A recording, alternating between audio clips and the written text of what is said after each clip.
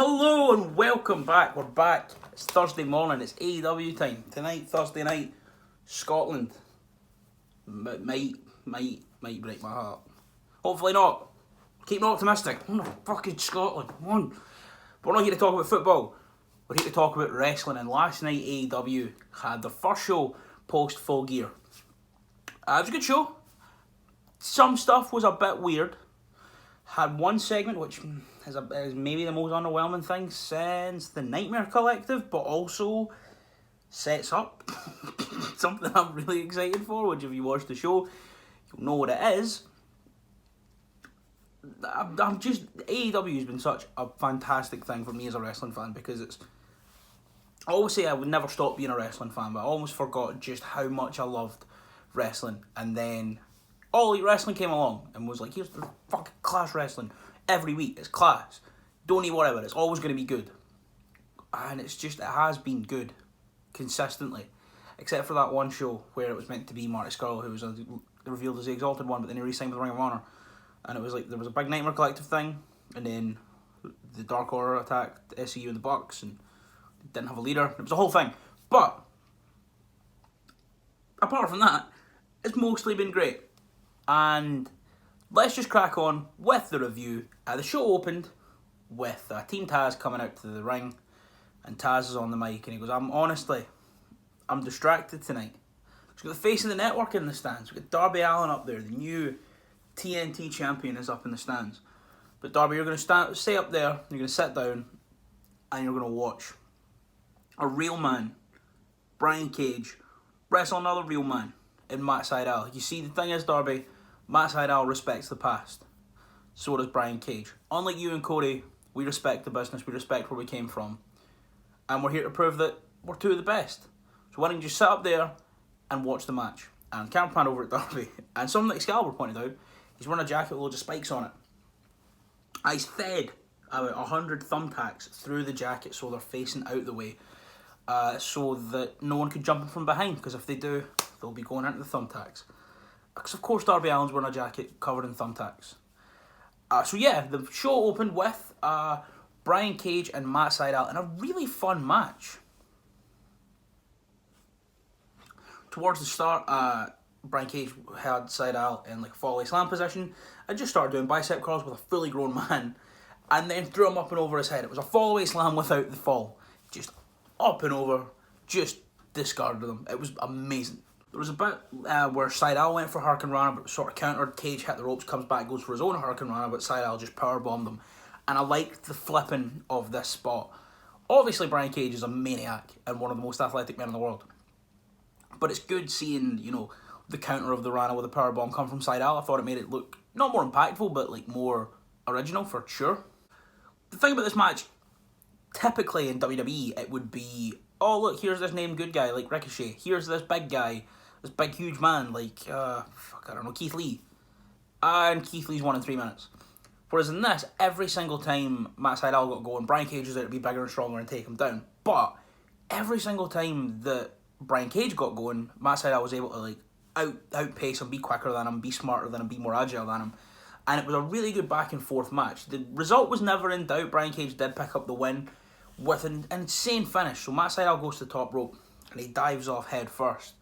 And Cage just catches him into a suplex out of midair, drill claw for the win. Like I say, the result was never in doubt with this match from the start, but it wasn't. Matt Sydal comes out, here's Brian Cage, I'm bigger and stronger than you, and fucking take that, you wee clown, and fucking fling. That's not his move, that's Wardlow that does the F500. Anyway, it was a fantastic match, both of them went back and forth, and Cage was able to put him away with his finisher, which he hit really out of nowhere. It wasn't like he was building to his finish for ages and toying with Sydal. It just caught him off guard and was able to put him away with a drill claw. And I think this was a fantastic match to open the show. Really cements both men as, Brian Cage is already cemented, but helps Sydal as well. After the match then, Team Taz get on the mic, or specifically Ricky Starks, and Ricky Starks says, all the elation you felt at Full Gear, you should feel it again when I tell you that Team Taz, we are ranked. And now that we're ranked, we can really get stuff done. Brian Cage is coming for the world title, and I'm coming for the TNT title. And then we went to commercial. Ricky Starks fantastic on the mic. Obviously, his feud with Darby is still ongoing. Did say the Revolution will be televised, which I chuckled at. I thought it was great. Great opening match. 2 great promos either side of the match. And how good's Ricky Starks? After the break, we come back and Cody walks to the ring in a white suit because he's mental. And he's in the ring. And he's cutting a promo and he says, first of all, I would like to congratulate Darby Allin on becoming the new TNT champion. I would also like to say that me and Arn will not be pursuing a rematch at this time because there's a skeleton in our closet. There's a loss on my record that I would like to expunge, that I would like to get my revenge on, say my piece on before I come back for my TNT title. And that's MJF. So MJF, but before he can say it, you see someone walk up from behind from the stage and walk out and get in the ring with a mic. And she starts saying, Cody, you don't know who I am. I'm Jade Cargill, the total package. And she flexes and she's like super buff. Her promo started well. She was like, Cody, I've been on the sidelines here for a few weeks and I've watched everyone. Me and my friend have been watching the competition closely. But you're the one that catches our eye. You keep saying you're the Prince of Pro Wrestling. You're this, you're that. One time you even called yourself a giant killer. There's nothing giant about you. What giants have you killed? All your talk is an echo that's loud enough to wake the giant. She says, all of your talk is an echo loud enough to wake the giant. And then intrigue starts to build. Like, who is the giant? And Cody keeps talking and they kind of go back and forth. And then her promo starts to deteriorate quite a bit. Starts off here. Drops. Then she leaves the ring and stands on the stage. After some awkward sort of back and forth with Cody. And then delivers this line weird. It's a good line, but it was just delivered a bit odd. She just goes, Cody, by the way, congratulations on getting your second name back. And she waits and she just goes, just a shame you couldn't get it done with one name. And then it wasn't... I missed the implication of Dusty until like 10 seconds after. Obviously, that now he's got Cody Rhodes' name back. She's saying, obviously, you can't get it done. It's just Cody, you need to be Cody Rhodes. But the way she delivered it made it seem like it's an insult to not have only one name or whatever. But then she goes, yeah, but yeah, my giant, he can get it done with one name. And it's Shaq. It's bloody Shaquille O'Neal. It's Shaq. It is my boy, Shaquille O'Neal. Oh, I'm so excited for this. It's not going to be great. It's going to be fun. It's going to be so much fun. Can you imagine how fun it's going to be? I don't know when it's going to be, but I'm so excited. Oh, I'm so excited. So I'm ready to get Shaq and Big Show, and then Shaq pulled out. And Shaq, Cody's wrestling Shaquille O'Neal. I'm so excited. Obviously, Shaq was a Full Gear backstage, and you saw him on PTE. There are a photo of him and Luchasaurus, where Luchasaurus looks like he's my height. It's outrageous. But then after that, Brandy comes out to square up to Jade Cargill. I don't know what she was doing for this whole time. She could have been there protecting her mans, but nah, runs out and goes, who told this bitch it was open mic night? And I love that. And then Brandy just screamed at her for ages. Brandy really ran her down. And then as Brandy turned to walk back, Jade Cargill said, walk forward, just give a little tap on the backside, a little cheeky pat. And then Brandy turned around and was ready to fucking rip her head off. But outran Jerry Lynn for the save. God bless Jerry Lynn. And then someone ran in the ring. This is where the segment drops for me. Someone ran in the ring and I thought, oh look, it's gonna be Shaquille O'Neal. It was Brian Cage. And then Ricky Starks. So then Darby runs to the ring in his thumbtack jacket. And he runs in and he hits the ropes and he does the diving coffin drop onto Ricky Starks. And then they put Cage in the corner and he runs into Cage with does the spinning sort of coffin drop as he runs into him with the tacks. And that was fun, that was fine. Obviously, Darby's not going to bring the thumbtack jacket out and not use it. But, I don't know, it just feels like they were rehashing that first segment more for the pop of Darby's thumbtack jacket. And apparently that's all happening picture in picture, so they're just doing this to pop the crowd who might not even know about the thumbtack jacket unless Excalibur got in the ring before the broadcast. I'm like, by the way, Darby Allin's up there and he's got thumbtacks on his jacket. See you later. So the segment does lose some points. It went from like a good 9-10 start, and then our promo delivery sort of faltered, then it was down like a 7, then it sort of drops like a 5. But remembering that Shaquille O'Neal is going to debut for All Elite Wrestling in the near future, kind of makes it worth it, I think. Because I'm excited for it. Let me know what you think. So I've seen a lot of people being, they're not fussed on it because celebrity matches aren't usually the best. But it's not like when Velasquez came in on like a bum knee, or Tyson Fury came in to wrestle Strowman for no reason other than the crack. This, there's a bit of build to it. It's not for a title. It's clearly just for fun. And it would have been, as people were excited when Shaq was going to wrestle Big Show, as it was the same sort of thing. So let me know what you think. And we'll move on. We then got a video package recapping Kenny Omega's path to his number one contendership spot, including highlights from his match with Hangman at the weekend. And then after that, it fades out, and Alex Marvez is there with Jon Moxley. And Jon Moxley gets the mic and he says, on Saturday it wasn't about the title for me. I wanted to go in there, I wanted to hear the crowd, and I wanted to break some bones. And it's not that I didn't want to say I quit. Eddie Kingston put me through hell. But as I got out there and as the match went on, I realised there was no chance I could say I quit. Because this title isn't for me, this title is for everyone who's lost their job that is having wrestling and AEW as a crutch to help them through this. This title is for every kid who gets bullied at school because they're a wrestling fan. This title is for the people. And that's why I hold it. And he says, I beat Kenny Omega once. And obviously it's a tricky task to beat him twice. But the fact is, I'm the best professional wrestler in the world, and if there's anyone who's going to beat Kenny Omega twice, it's going to be me. And honestly, this promo was incredible. It was so good. Mox is a brilliant promo. We all know Mox is a brilliant promo. But the more this match gets closer and closer and closer, it's going to be so good. It's going to be so good. Then we have the Bunkhouse Match, which is just a violent, it's a no DQ match, but with there's bales of hay, there's a bull rope, there's some assorted farm and bull and countryside paraphernalia cutting about, and it was great. It was so good. A Butcher and Blade walk out, and Butcher is wearing 2 bandanas, one over his nose and mouth, and one comes down to here. You can just see his really intense eyes. The Natural Nightmares come out in their jeans, Dustin's in cowboy boots, and they just start scrapping. It was so good right from the start. So I've wrote down a lot of the big spots, so I'm just going to go through the most important ones. Towards the start, QT takes his belt off to whip Blade, but Blade snaps out his hand and then just fucking goes to town on QT, which, yikes. Dustin went for the final reckoning onto a chair on Butcher, but Butcher is every bit of that 290. So Dustin just kind of went up and he spun, but Butcher didn't spin, so he just came down face first onto the chair, and it looked fucking nasty. At one point, Dustin and QT set up a table outside the ring, and Blade just fucking leathered QT with a guitar. And then next time we see QT, he is bleeding a lot, just so much. Dustin then takes out Blade after he guitars QT and rolls him in the ring with a bull rope, and as he's choking him, he turns around and he's met by Big Andy Williams, the Butcher, running at him with a crossbody whilst holding a chair.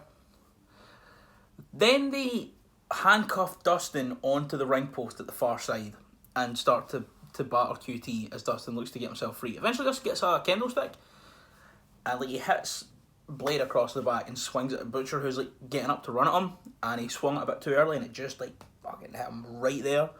And he hit him so hard, there was a riff for this new Every Time I Die album that's now lost forever. I'm telling you that for free. Also, Butcher stabbed QT in the forehead with a broken kendo stick at one point. After Dustin got free then, him and Butcher brawled over through the crowd and up a little set of stairs. QT followed over, and as they were fighting at the top of a little platform thing, fire extinguisher up to distract Butcher, and then Dustin just bulldogs him off of the platform through a little thing with wood and stuff, and then they come up and Butcher's now bleeding, and then we go back to the ring and Blade's also bleeding. Everyone's bleeding. It's great. I don't know if Dustin was bleeding, but I know that at least those 3 were. There was a ladder set up in the ring earlier on, and QT just hits Blade really hard in the head with a trash can lid and goes up to the top of the ladder. But he doesn't do the normal wrestling thing where you climb up the side of the ladder that your opponent's nearest and then you turn around all shakily and then you jump off. No, I climbed up the other side and then put like one leg over into the top rung and then just like swung his other leg around, got balance for like a second and hit a fucking brutal looking elbow drop. It was hellish.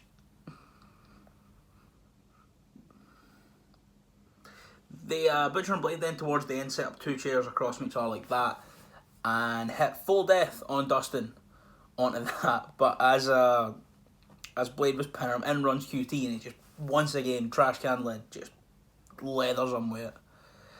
The table that was set up earlier in the match from just before QT got hit with a hit guitar.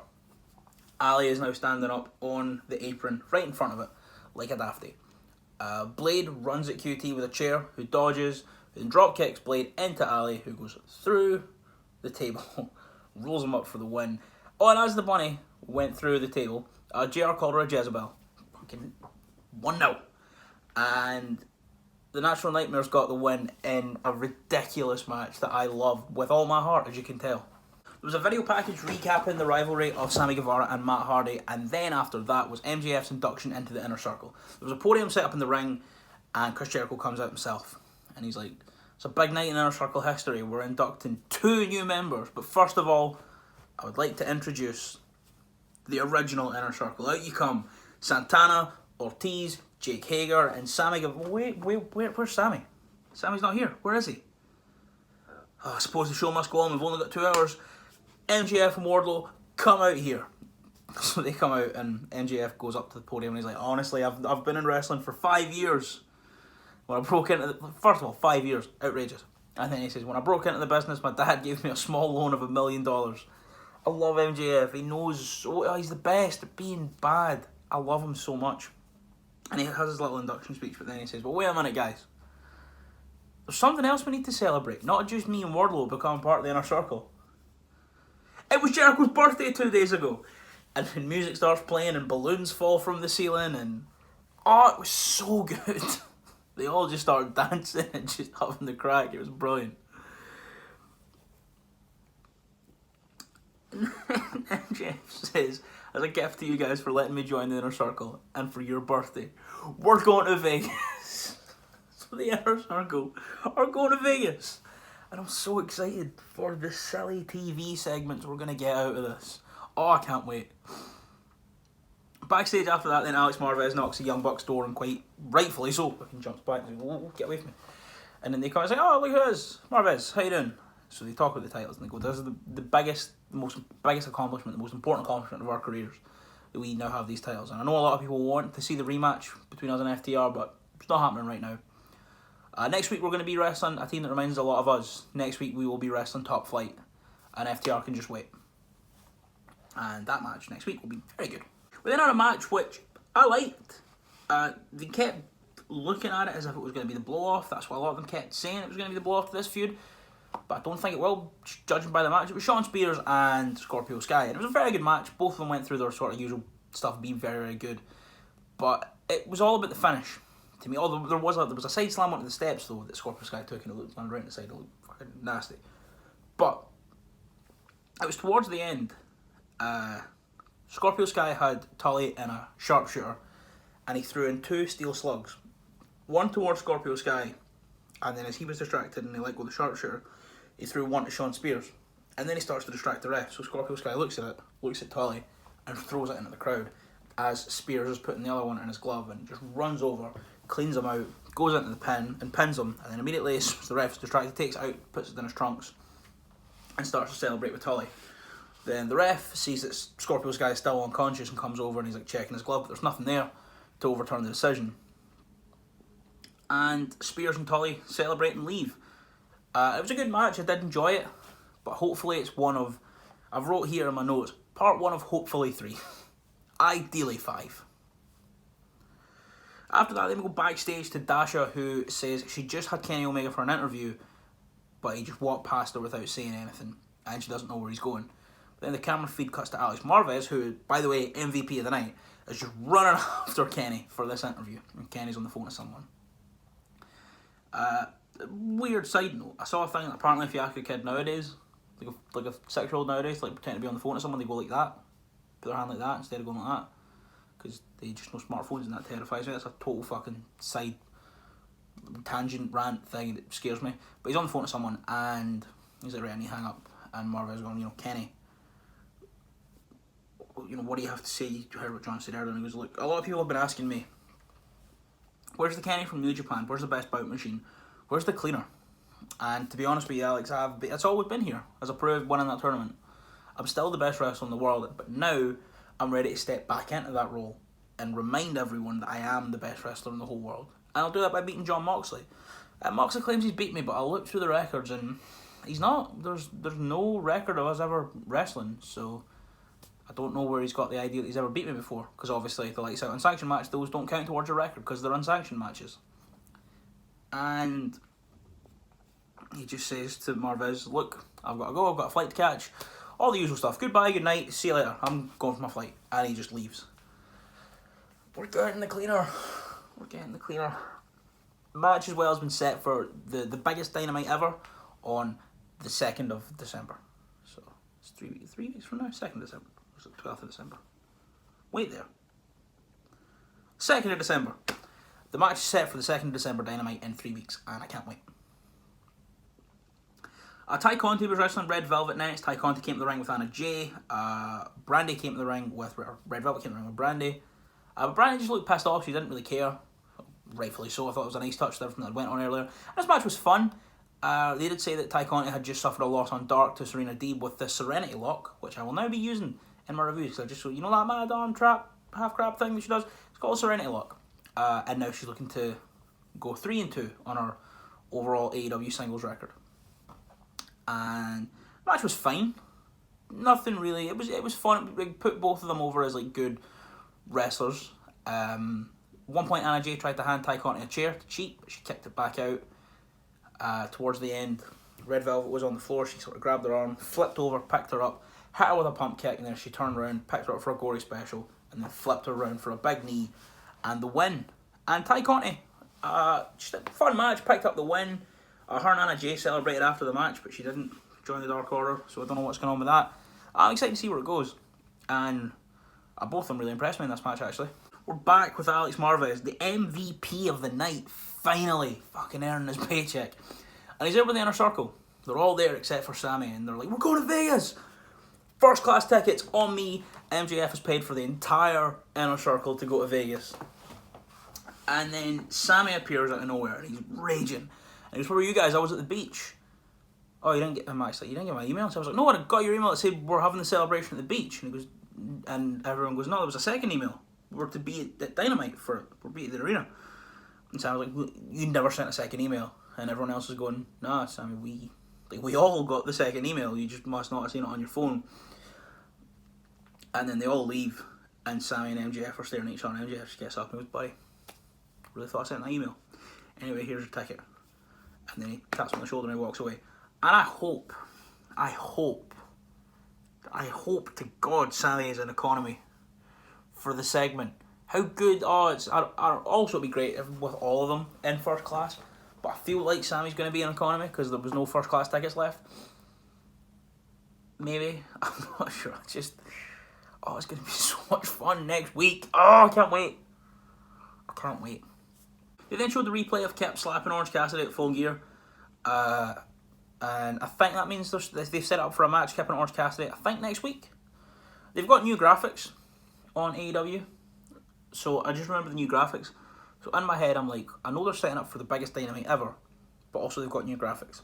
So I don't know if, because I associate the new graphics with like a big show, like a Bash at the Beach or whatever. So hopefully this is it's next week, I think. It's probably next week. It's one of the two.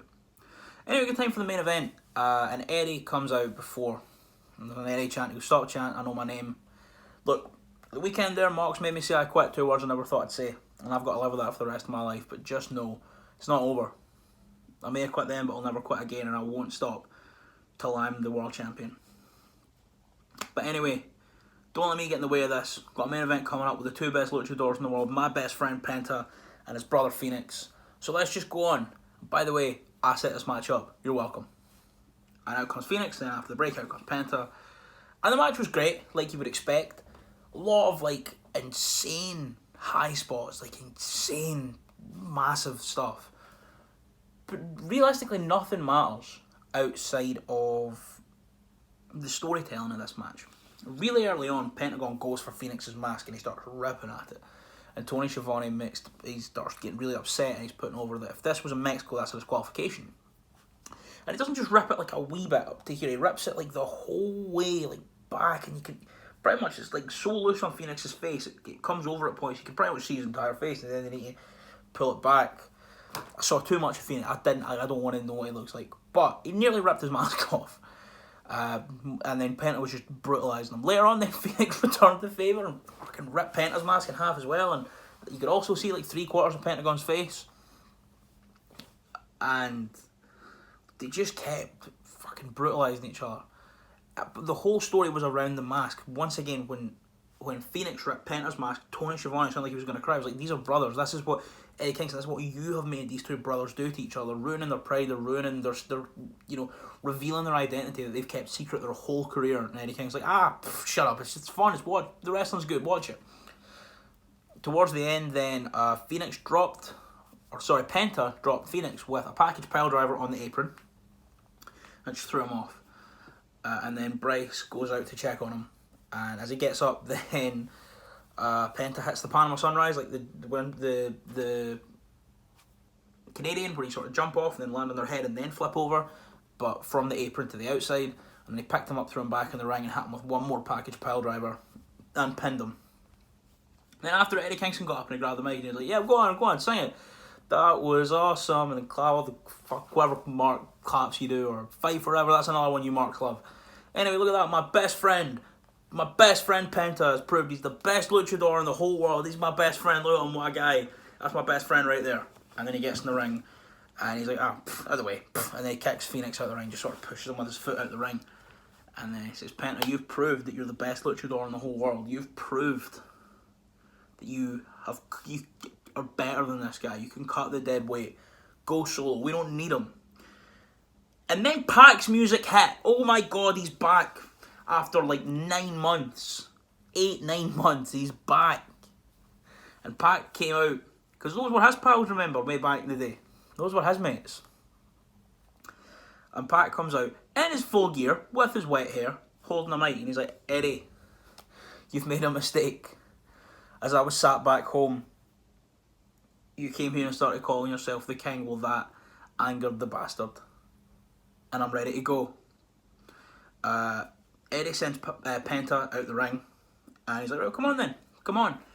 And as he makes a run for the ring, outruns all the referees and Jerry Lynn in for another save. What a guy. And the commentators are putting over that all these referees are coming out here because Eddie Kingston's not cleared to compete after his match with John Moxley. You know, we don't really want a brawl happening anyway, but that's the reason that everyone has spilled out from the back, is because Eddie Kingston's not cleared to compete, and this is a liability for the company.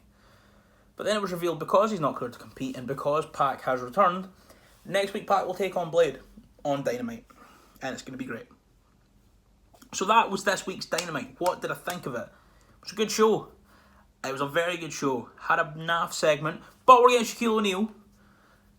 Pac has returned. Darby Allin had a fucking had a thumbtack jacket. It was a really good show. The Bunkhouse match was phenomenal. The main event was phenomenal. I overall would give it an 8. Mainly because that Shaq segment suffered without Shaq being there. And then bringing the Team Taz back in for more just sort of felt a bit weird. The Anna Jay match, or the Ty Conti match rather, was good. But I don't get why they would. Obviously they want to do the thing that Ty Conti is with Anna Jay and Red Velvet's with Brandy, and Anna Jay and Brandy have all the problems, but I don't, especially if Brandy didn't have much of a bearing on the match out with it. I don't know. But overall I thought it was a really good show. And I'm very excited for next week. I'm very excited for 2nd of December. And I'm very excited for Cody and Shaq. So that was my review of this week's All Elite Wrestling Dynamite. If you've got any thoughts on the show, let me know in the comments down below. Give the video a like and subscribe if you haven't already. Share us around to all your friends who like wrestling. Just trying to grow the channel. and make more videos and have more fun with it, because wrestling is fun. That's all for me this week, and I'll see you soon.